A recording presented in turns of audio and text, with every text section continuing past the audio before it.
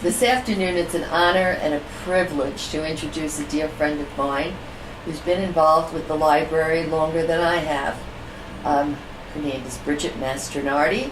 She's the wife of one of the board members who served the longest time on the library board, and he was also a member of the building committee. Bridget Mastronardi, welcome. Thank you.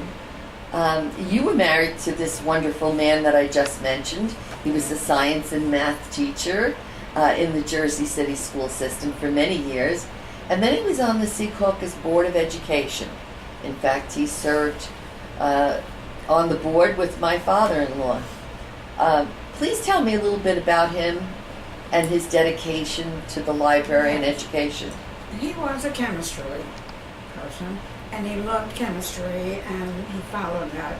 But when he retired, he thought there was no more for chemistry for him, and he wanted to dedicate himself to education. And that's why he really thought he would be building the new library here. And that's what he dedicated himself to, education. Education, he was many years on the Board of Ed, and I know he was many years serving on the Board of Education. I mean on the, on the library board. There's also a scholarship named after him, isn't there, at the high school? Yes, he believed in a lot of scholarships. And the first scholarship he gave, of course, for the person who needed the degree here to apply. Exactly. And that Jennifer May.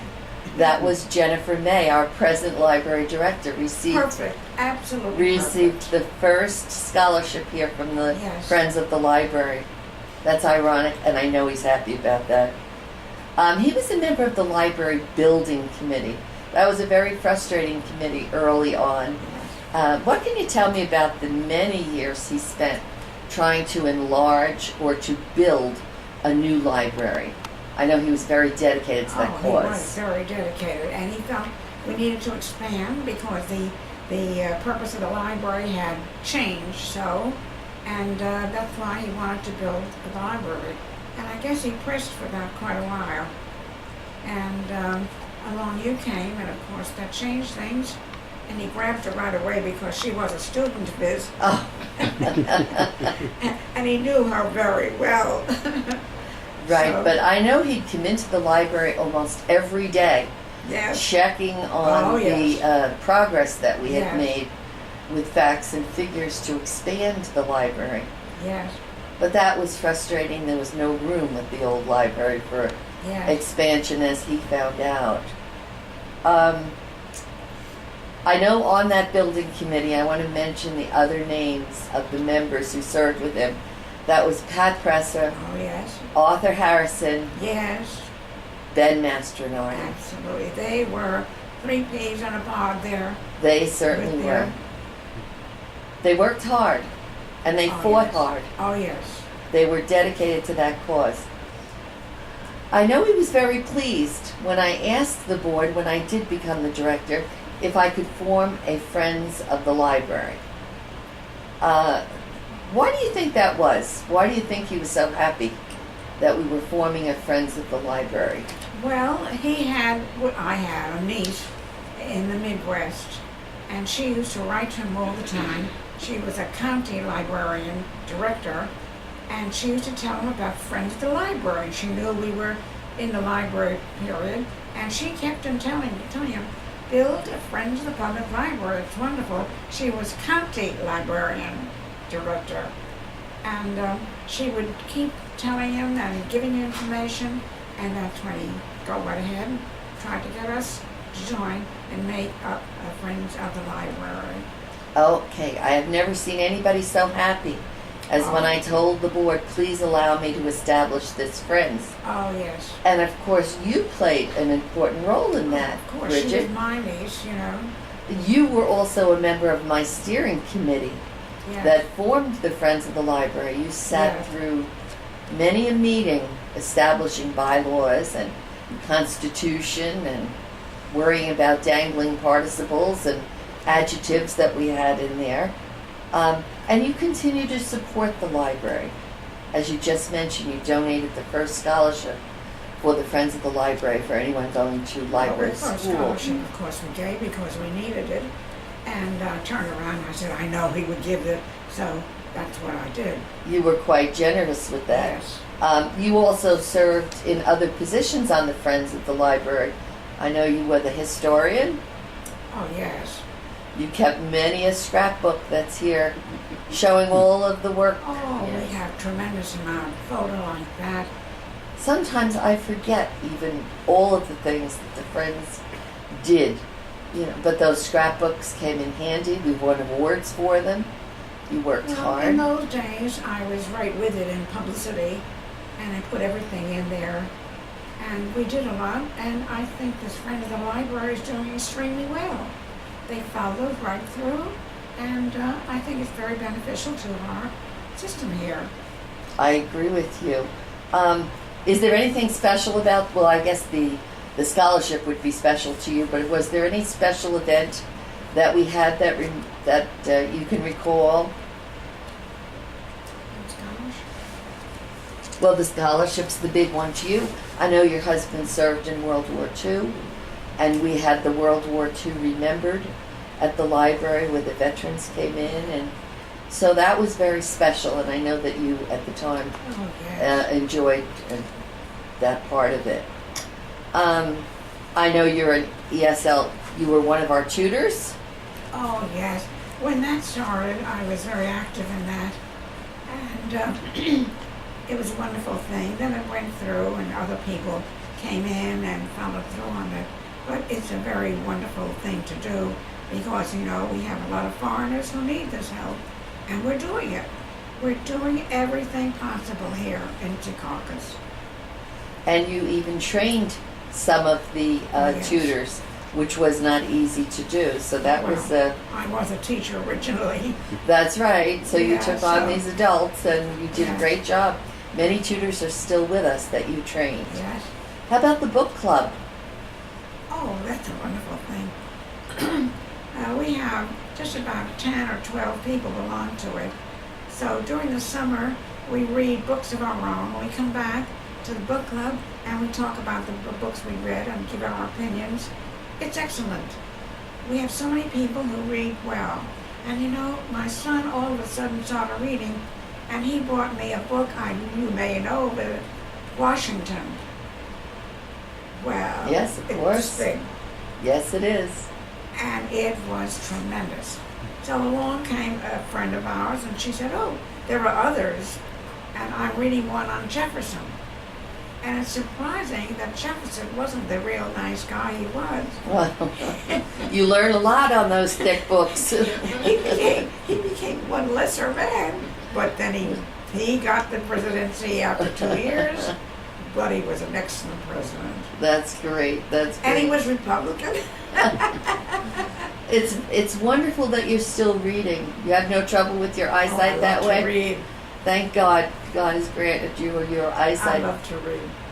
You were also a member of a very important organization called the Child Guidance Organization. Oh, yes. Can you tell me what that is and what they do? Well, we had, in the beginning of the Secaucus, we had a person who was guidance. But she didn't want to stay there because she felt she wasn't doing enough with the children. And she knew me from a class or something like that. And she said, would you be interested in becoming a guidance counselor?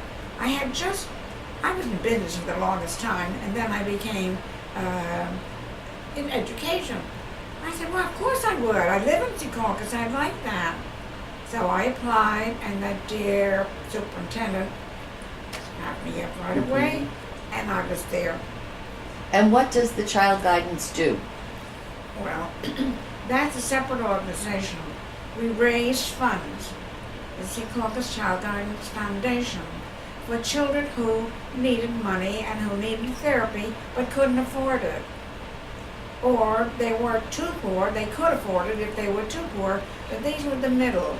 So the parent paid half and we paid half, and we ran different events. And that worked because the parents were willing to pay the half, and they didn't want to go through the routine, and that was good for a while. We have somebody in charge of it now. I don't know how much is going on there because I haven't had any meetings. And one of the teachers from our system runs it. And when Mr. Kikuchi was still there, the two of them worked together to send children who needed it. That's right. Mr. Kikuchi is a former principal. Yes. His name has been mentioned before. Yes. But it's a great service to the community, and I know the library was involved through Mrs. Grazioli. Yes. When Mrs. Grazioli was with us, and she was an active member. Yes. And the library played another role in that organization. So the library gets involved in a little bit of everything, doesn't Yes. it, Bridget? Well, that's the new role of the library. It has to be into the community and work with the community, not just the books and the furniture. That's exactly right. It's outreach. We call that outreach. Completely new role, and that's what Ben saw. And he linked himself to the library. That was his goal. Yes, he did. He did a wonderful job. Unfortunately, he didn't make it to the day of the opening of this library. But I truly believe that he had a front row seat in heaven. Absolutely. And was shining on us that day. I believe. A couple of times I felt him on my shoulder, guiding me to make the right decisions.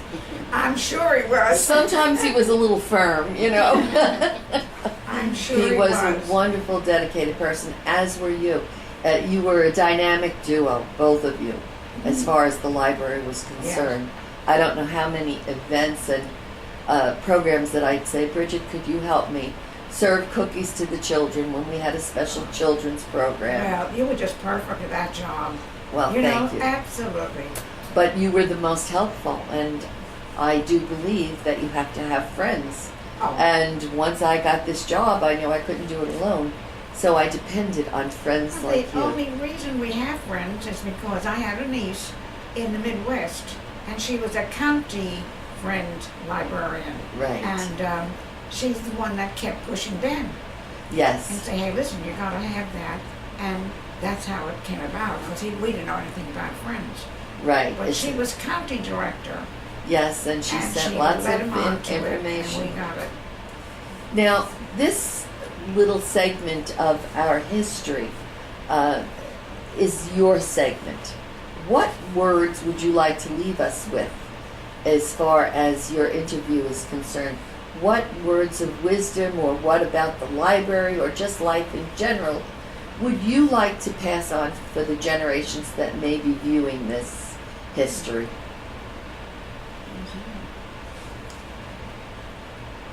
You can tell us anything you want about education or libraries or... Always go to your library for any information you need on any particular subject. That's true. Go to the library first, in other words, right? And then we'll lead you in the right direction if we can't help you. That's very good. That's very good. Because we're doing that. And some people may still have the idea of a library is just to get a book or something. Mm-hmm. No, it's interesting in all directions. That's right. And works with the schools and the children. Has very many events for children to help them to understand. I think the library is doing a wonderful job. And I'm not being preference rather, but it's true. It's true. Well, you certainly do love libraries, and that was certainly part of the reason that you were so involved and so important. Yes. Important enough that you are a major part of the history of the Secaucus Public Library. And we thank you for that. Oh, thank you. Yes, well, you see, my husband dropped his chemistry interest. Not that he ever forgot it, but he dedicated himself to the library. That's right. Because the library had a new role which was not being practiced everywhere. And we had it here, and we were embellishing it. Well, with his leadership, we did a great job. So thank you, Bridget, for sharing your expertise with us. And I hope you continue for many more years being active in this library. Yes, we're never going to forget it. And both my sons come here, and because they know it's a very nice library. And I'm getting all these books for this reading with Jefferson and Washington and John Adams, Abigail Adams. It was so interesting on their life. Remember, they didn't have typewriters. That's right. They didn't have cars. They always had the coach in which they had to travel. It's interesting, but they worked. They worked. There was a great work ethic. That's how this library started, and I hope until the end of time there are volunteers such as you helping the library. Do you have information on how they started way back? Oh, yes, I do. Okay. That's what we've been doing, the history of the library from day one, from the very first meeting till the end, till we get here, and then Jennifer will continue. That's wonderful. Thank you very much. Jennifer is doing a fantastic job. Every aspect is being handled by her, and when you meet her, you just know that she knows what she's doing. I think we're very, very lucky to have her. Thank you, and I'll pass that along. And she came from a Jersey City high school where I also taught the Snyder High School. Okay. That's where you came from. Right, that was my original high school. So Jennifer was here since she's 14 years old, working as a page, and now she's the director. So that's wonderful. Thank you, Bridget, for your time, and we'll continue our discussion later on. Well, thank you for being such a wonderful person, for being here and doing what you're doing. We are so extremely fortunate. Thank you. God bless you, and keep up your good work. Thank you, Bridget. Thank you.